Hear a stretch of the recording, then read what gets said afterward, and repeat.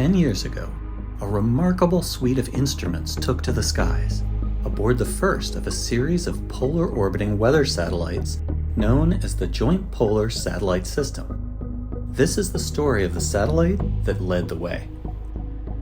It has measured storms, fires, volcanoes, and oceans, changing the way we view the Earth, improving our weather forecasts, and carrying on critical long-term measurements of our planet. 4, 3, 2, main engine start, 1, 0, and liftoff. On October 28, 2011, the Suomi-NPP satellite lifted off on a Delta II rocket from Vandenberg, California.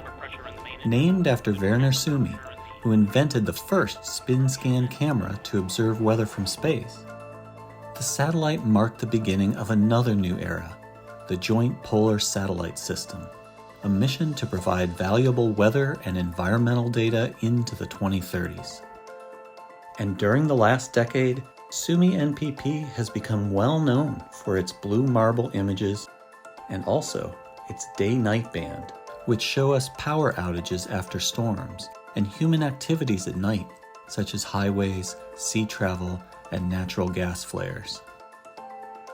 Continuing observations begun by satellites like NASA's Terra, Aqua, and Aura, it allows for a number of products that help people on the ground.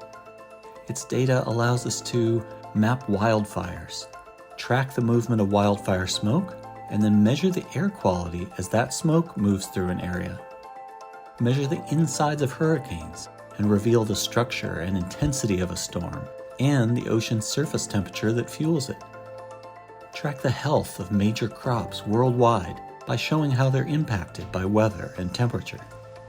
And measure emissions from volcanoes that help determine air quality and visibility for pilots. Over the last 10 years, NPP data has increased our understanding of major events, like the life cycle of Hurricane Sandy, the carbon released by Australian bushfires, Saharan dust storms across the Atlantic, and emissions decreases from the global pandemic.